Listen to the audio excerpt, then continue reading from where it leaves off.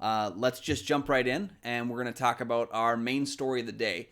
HBO Max is rotating DC films out. Are they actually playing us? So that's what we're going to talk about right now. So, as you guys know, HBO Max launched in May, and for me, it's a very confusing time because we have HBO Go, we have HBO now we have HBO Max, and we also have DC, which is owned by Warner Media. Lots of services, lots of streaming platforms for HBO, and I think it's a little confusing. I think we've talked about that in the past. But what's interesting for me is we're already seeing movies leaving this service. HBO Max is losing films within its first month, which isn't entirely an uncommon practice. Netflix rotates films, Hulu rotates films, every streaming service rotates films. You basically purchase the rights for some amount of time, and then after that time period ends, the rights lapse, and you move on from there. What's interesting for here, though, is some of the films that they're losing. First I woke up this morning, I saw that they were moving Gone with the Wind from HBO Max, but that's kind of a situation based, again, on how, the current climate is for Gone with the Wind. I think it's Hattie McDaniel. This week is Hattie McDaniel's, would have been her 125th birthday.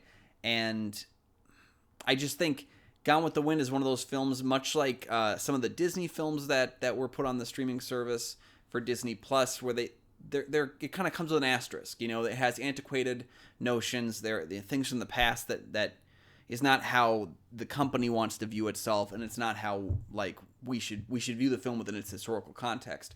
Gone with the Wind is a sprawling 4-hour epic that has some really poor viewpoints on, it's glorifying the South and all these kinds of things that just don't really work well. They're not things that are going on right now, basically. But it is a film that I think is important, and you don't want to erase the history. And I think a film you don't need to erase in the same way that it can be a teaching. It can be a teaching moment for us in the film. So Gone with the Wind is gone. It's going to come back with some new footage discussing the historical context of the film in its time period. I think that's important to have. I know that Breakfast at Tiffany's, my Blu-ray for Breakfast at Tiffany's, has some little documentary and discussion stuff on the incredibly racist character, who I'm now blanking on, but there's an incredibly racist Asian stereotype character in the film, and it's important to have that there. You can't make the film go away, and in its historical context, it's important to use it as a teaching moment for where we can go. But we're going to focus right here on HBO Max losing DC movies on July 1st. HBO and DC, they're kind of they are parent company together. So on July 1st, HBO Max will be losing Justice League, Batman vs. Superman, Wonder Woman, Suicide Squad, Batman 89, Batman Returns, Batman Forever, Batman and Robin, Catwoman, Jonah Hex, Steel, and The Losers. I think it's a dozen DC films leaving the service. Now, a spokesperson for HBO Max was quoted as saying, "We have a collection of DC films that will rotate on the platform. We have a batch coming in July, and then another batch coming in August." I think this is, how do I say it best, a load of bullshit. Okay? I'm fine with these rights being purchased and lapsed and stuff, but I think it's pretty clear and obvious to note that the reason they're doing this is so that they can force you to get the DC Universe platform, because that's still a platform that's going on right now. I'm not 100% certain on the pricing for it. They tried to gift me a month of it 2 years ago, right when it started, and I couldn't get it to work, so I never ended up getting that service. But I think it's so disrespectful that they're not disrespectful. It's a business. It is what it is. I think it's just dumb that they're not going to come out and say, we want you to get DC Universe and spend money on that streaming service. I think that's kind of bullshit. So, because look at it. Disney is not rotating the MCU. They remove things, from other films. I know Home Alone left Disney Plus after the holidays last year, and maybe they were trying to see if they could make more money on it elsewhere, because it isn't, it's not the holidays. Maybe you wouldn't watch Home Alone. Disney Plus is not removing the MCU, but why are we're shuffling off 12 DC films? And listen to these first couple here: Justice League, Batman v Superman, Wonder Woman, Suicide Squad. 4 of those films are from the current DCEU, which only has 8 films in it, so you're losing half of them.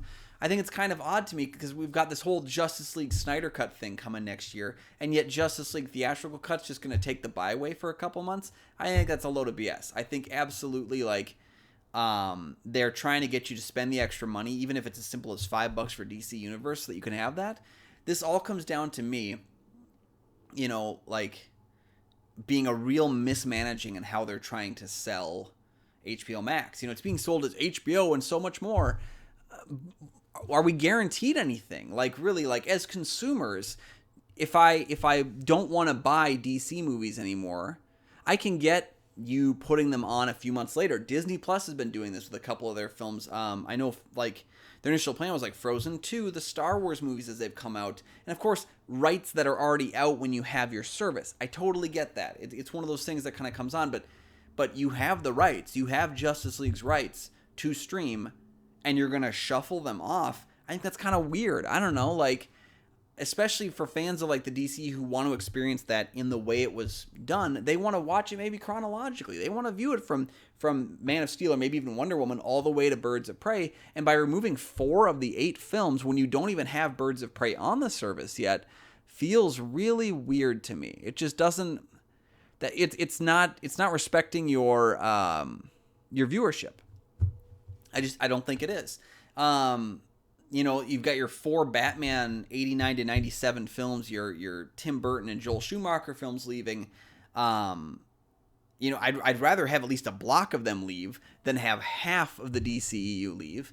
You can say what you want about Jonah Hex, Steel, and the Losers. I don't know if they're really going to be bringing a lot of people in. Same with Catwoman, but all the same, it's very strange to me that HBO would want to remove these items from HBO Max. Like, just bring your viewership in. I think right now is the time to bring your viewers in. Don't rotate films out. Another thing too is in the months leading up to HBO Max's release, we heard things like they weren't going to have the rights for Harry Potter at the time, so we wouldn't see that on HBO Max.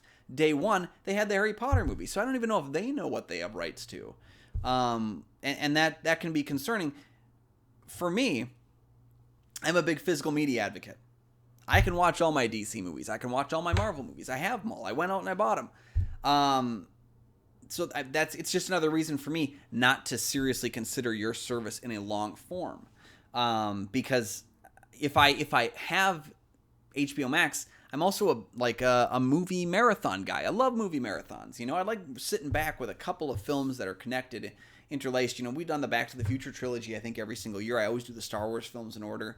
Harry Potter, Lord of the Rings. We always franchise it up with those movies, when the winter months come. DC is no exception. I usually binge the DCEU. It's we grab a couple of board games out and we watch the movies, and for me, that's not convincing me to have your service. It's not. And I think it's going to convince other people that maybe your service doesn't guarantee content. And I think it's just odd for me because the DCEU is so important to HBO and to Warner Brothers. I think you would want to keep people watching those films because they had a bit of a rough climb to where they've been now, and I think they're in a good place as a franchise in a cinematic universe. Keep them on there. Why lose the missing original content? I don't personally get it. I know it's a business, but I don't personally get I don't get losing them this early, and I definitely don't think. I think people who wanted HBO Max wanted it for the Warner Brothers catalog. That's the same reason people who wanted Disney Plus were the back catalog is the reason they wanted it. It's not the original content. The Mandalorian was great. Jeff Goldblum was great on Disney Plus, but there's been no other original content that's really been strong. It's been that back catalog. HBO Max doesn't have a lot of great original content right now. They've got some things that have started up, things that have been middling popularity, but they don't have everything done correctly. They should have had a Roku app on day one. They should have had a bit more direction on what they're doing. And if they don't have these original content pieces, that back catalog is very important. Let's not forget, we are going through a health crisis where a lot of film shoots were shut down. That includes original content for these creators. HBO Max had to adjust some of their release times, just like Disney did, just like a lot of them. It's what happens. It's what we're going through. But then that back catalog matters so much more. So I don't understand why this would be the case.